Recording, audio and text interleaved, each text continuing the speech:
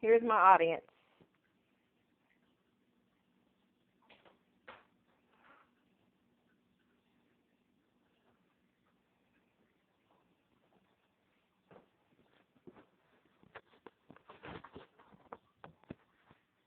What I'm going to do is I'm going to tell you about a king. His name was King Nebuchadnezzar.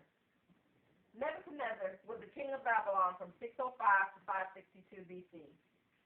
Nebuchadnezzar, as a crown prince, was given command of the Babylonian army. According to encyclopedia.com, early in 605 BC, he met Necho, the king of Egypt, in battle and defeated him at Carchemish. After the death of his father, Nebuchadnezzar, being the oldest son, Nebuchadnezzar claimed his place on the throne in the city of Babylon. Nebuchadnezzar was one of the most powerful rulers during his time. How do I know?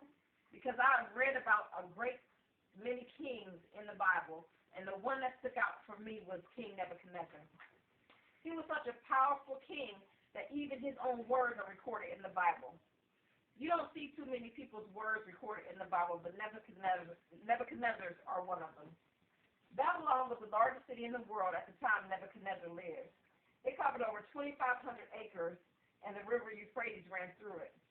If you know anything about the river Euphrates, it's a great big river in the lands around the place where Iraq is. Nebuchadnezzar was the son of the founder of the Chaldean Empire, which was a mighty empire during his time. His father first was the ruler of his own vast empire.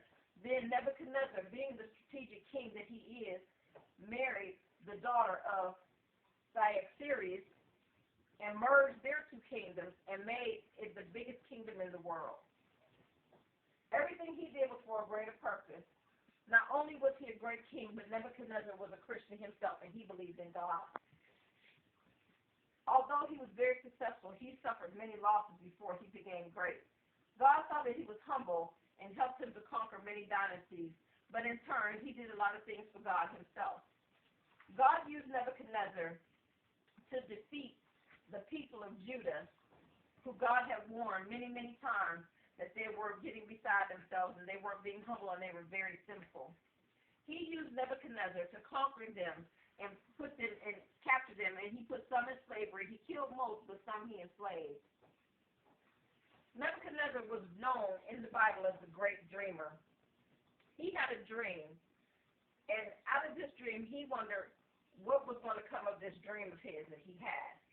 He called all the wise men in his kingdom to tell him about this dream, and none of them could. So he killed quite a few of them because they couldn't tell him what his dream was. If they were so wise, why couldn't they tell him? So during all this time, he was trying to find out what was in this dream. He heard of a boy named Daniel. Daniel was one of the captives from the place. It was called a city called Jerusalem, and it was in Judah, and the same Judah that Nebuchadnezzar had conquered. He heard that this boy was an interpreter of dreams. So he wanted his wise men to get Daniel and bring him to him. When Daniel went to King Nebuchadnezzar, he had a few things that he wanted for himself. He was set to be killed because he was one of the people who were sinful out of Judah. So what he did was he asked Nebuchadnezzar to spare his life and that of his friends, and he would tell him what his dream meant. Daniel was from Jerusalem, and because he was from Jerusalem, a lot of the people in Nebuchadnezzar's castle was very upset that he was going to spare this boy. But the boy showed promise and told him that he knew what his dream was about. The dream was about the reign of kings. God was showing Nebuchadnezzar a giant man statue whose head was made of gold. His breast and arms were made of silver, his belly and thighs of brass, his legs of iron, and his feet of iron and clay. A giant stone struck the statue and broke his feet. And then the stone grew and filled the earth. When Daniel interpreted the dream, he told Nebuchadnezzar that his kingdom was the head of gold, and another inferior kingdom was represented by the silver and would rise up after his kingdom.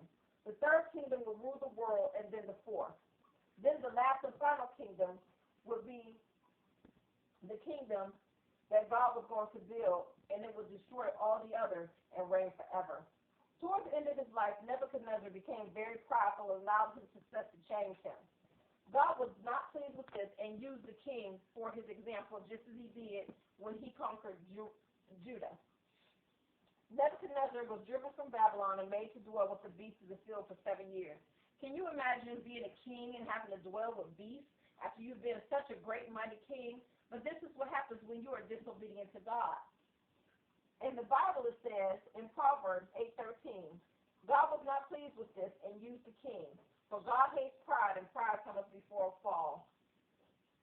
Nebuchadnezzar died at the age of 68 in 562 BC after being great and then losing everything. In conclusion, the kingdom of Babylon was eventually destroyed, just as in the dream and in the vision.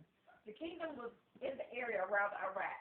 Just as it was predicted, it seen many rulers, some great and not so great, but all of their reign so far has failed.